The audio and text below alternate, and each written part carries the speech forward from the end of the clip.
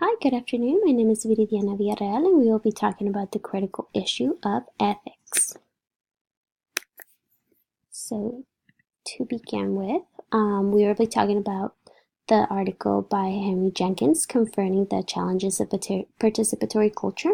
And going back to the definition of participatory culture, it's a culture with relatively low barriers in order for artistic expression and civic engagement to be created, and to share these creations with some type of informal mentorship where experienced participants pass along what they know to novices. Um, why should we teach media literacy? We should teach it because some people believe that we should just let children acquire these skills on their own. Yet there are three core problems that arise with this laissez-faire approach that we should address.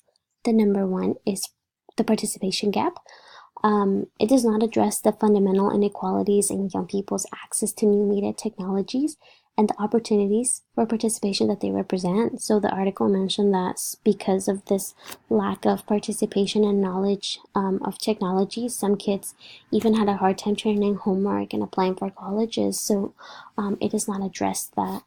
Number two, the transparency problem. It assumes that children are actively reflecting on their media experiences and thus can articulate what they learn from their participation. It's determining the truth value of information that has become increasingly difficult with the age of increasing diversity and ease of access. And we can see it when people share research articles or ideas, and then it's really hard to find the original author when we go online.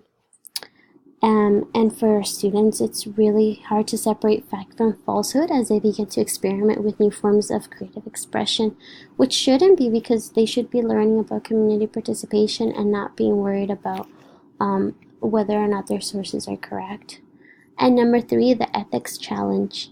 Assumes that children on their own can develop the ethical norms needed to cope with complex and diverse social environment online. First of all, writing is so much more open to the public and can have really far-reaching consequences online and through social platforms. And one way that a high school newspaper prevented any ethical issues was that there was an adult supervising the material being written. But in participatory culture settings, young people are creating new models of expression that are poorly understood by adults, and as a result, they receive little to no guidance or supervision. So one thing that a website did, it's called the NPR. They had an ethics handbook.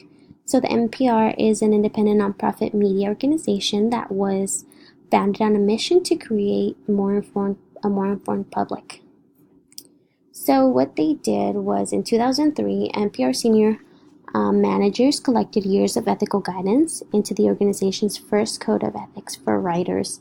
So this handbook not only includes the do's and do nots of NPR journalists, but more importantly, they have decision-making frameworks that we can apply to different situations as needed. In my opinion, I think there should be a lot more frameworks, and like the NPR has, and applying those and teaching them to students, because when we do not talk about these things, it leads to pinpointing and misusing online platforms, such as this Reddit issue that occurred in 2013, that a student was wrongly tied to the Boston bombings, and he was actually found dead later on. So the causes, as the article said, were unknown of the death, but they did identify the student, and it just pinpoints like how many people shared this and accused this student of something that he did not do. It led to some really serious consequences, and in my opinion, I think in a world where technological advances are occurring really fast, we should teach students about code of ethics and how to work around or how to work around the internet without leading to sad and really bad endings such as this. Thank you guys, and have a good day.